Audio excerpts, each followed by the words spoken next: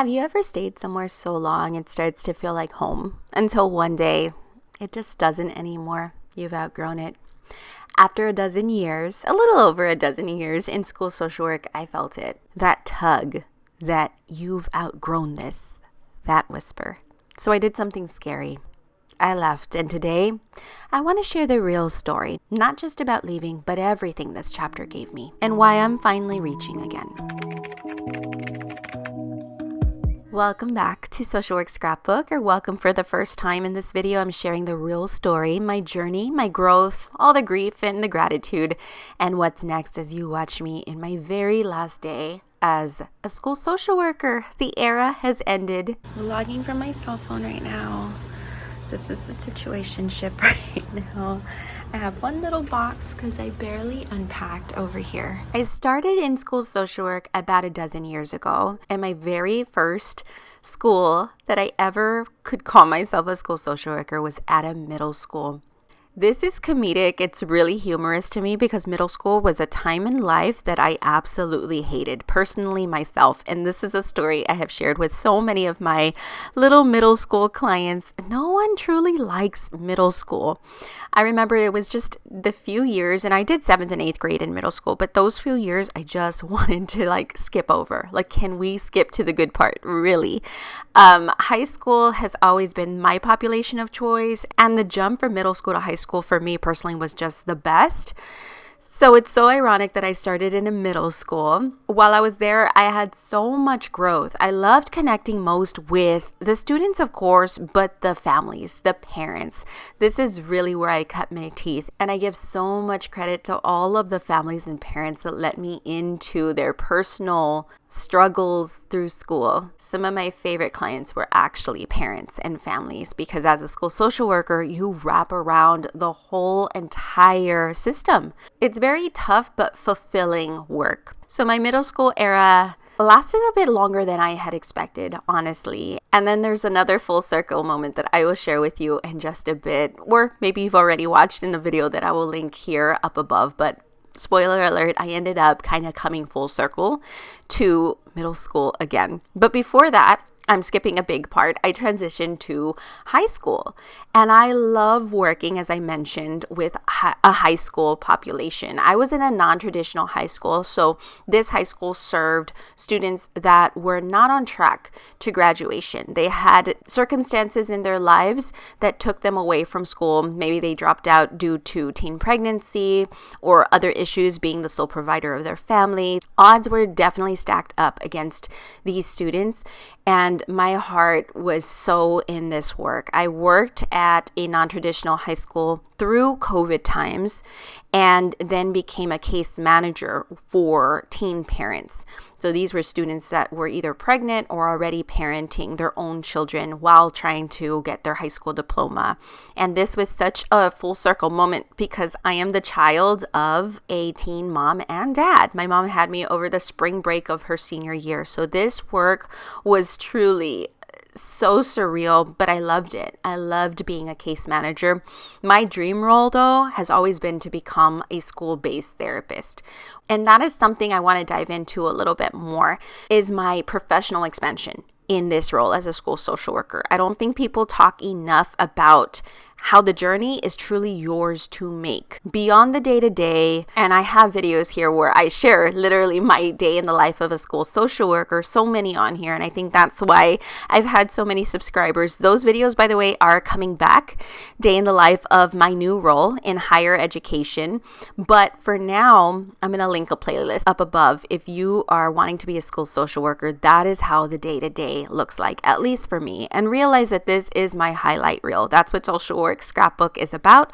Although in this new era, I want to get a lot more transparent about what the journey is, means, and how it's evolving for me. But this role as a school social worker, it really is what you make of it beyond the day-to-day. So I became a field instructor for 2 universities. If you don't know what a field instructor is, that's basically a supervisor to university interns. They're either bachelor's level or master's level. And I fell in love with this role of teaching in the real real world and guiding new social workers. That's how Social Work Scrapbook came about. From my teachings of interns, I really love doing it, and I just wanted to replicate it and share it with the world. And so that's how this little YouTube channel began back in 2017. What that led me to is a bunch of speaking engagements in different classrooms across Texas, virtual and in person. I got to do a whole full circle. Again, there's a lot of circles in this video, and I love full circle moments. But I returned to my alma mater, which is the University of Texas, and I spoke to an undergraduate Intro to Social Work course on my journey. And I recall sitting in those very same seats, just wondering what the other side looked like. Also a big reason why this channel is put in place, to kind of help give you that foresight into the future, because I know I would have wanted this if I was a new studying social worker. And then I was invited by the university to become an adjunct professor there, and I taught social justice, and that was a whole whirlwind, so much fun. So beyond the full circles and those moments to become more of a guide and a teacher and a trainer, I got trained in teaching mental health first aid.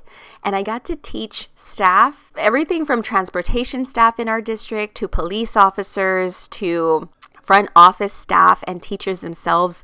And this was just so beautiful. I really love the district that I am leaving. And so it is bittersweet, and we'll talk about that in just a second. I don't want to get choked up, but it's bittersweet.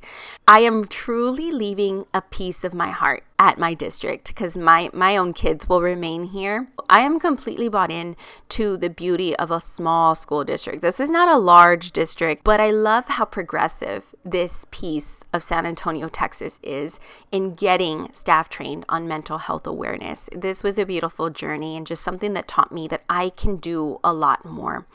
My professional expansion here also included getting my clinical license. I was able to count my hours in the school system to grab my LCSW and then eventually step into my supervision status, which is in Texas, you have to be board approved and you have to take a certain course and certain hours to become a supervisor. And that's how I was able to expand within my dozen years that I was in school social work. So this is truly a job that gave me a voice and really showed me how to use it. If you are currently a school social worker, my biggest takeaway for you is to make sure that you are growing professionally, that you truly think beyond your day-to-day, because it's possible. And so through all this, you see me packing up, you see me doing all the things, but I did have a wake-up call. And I want to get really transparent about this. I realized that two things stopped. And I've shared a video here before, and I'm going to link it up above again because I'm going to rewatch it for myself as well. But two things stopped. One of those two things was growing. I had reached all my dreams, all my goals, and I didn't see possibility for growth much more where I currently was. So I decided to reach again. The second thing that stopped was also really crucial, but I am again going to link you back to that video there because I'm going to have to take a rewatch of that as well. When these two things stop, that's really when you are forced to consider whether it's time to move on or not. And for me, as a mom, I had rarely paused for reflection on what I wanted for myself. I was so stable and safe and growing in this role. And when the growth stopped, I had to really reflect back again. How do I give myself what I need? And as parents, we rarely ask this, especially when our kids are so little. My kids now are in the teens. I have a 10-year-old and a 15-year-old. And so this is the moment where I felt I really had to reflect on what I wanted for my career growth.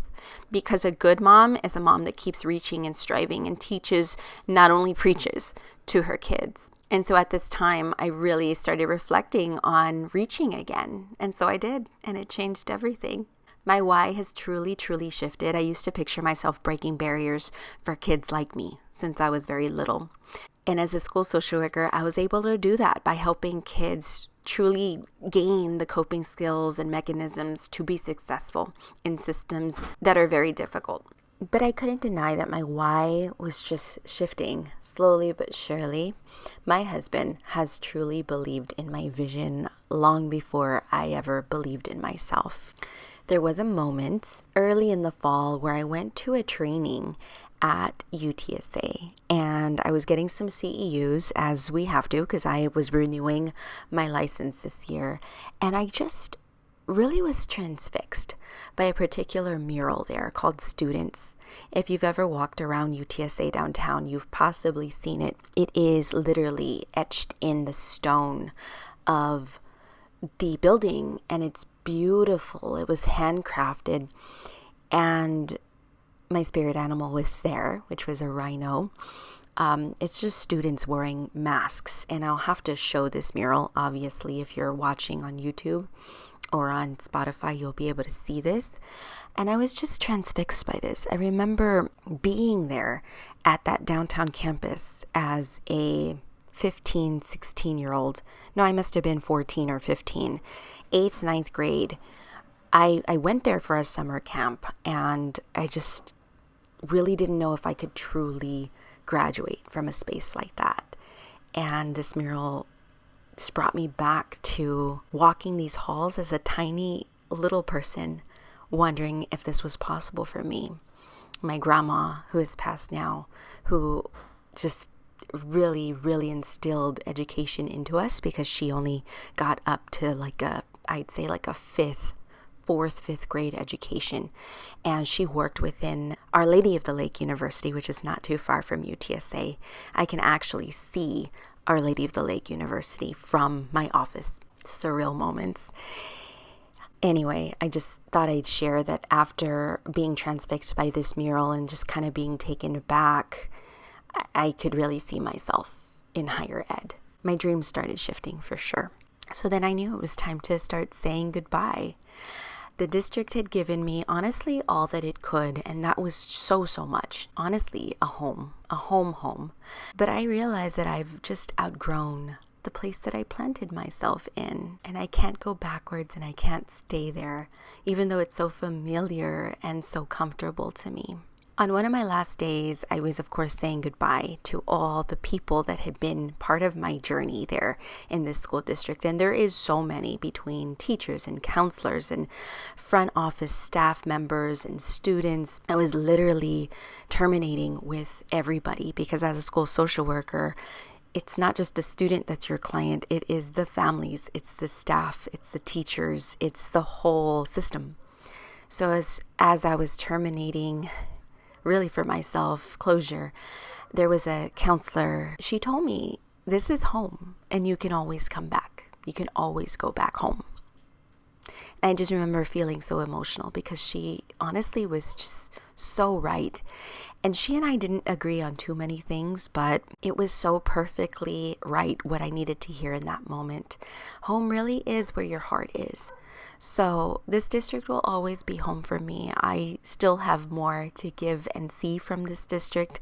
They're a big part of my heart. And it's nice knowing that you can always go back. So what am I taking with me from this journey? Well, a whole lot of truths about who I am as a professional. This place has taught me so much.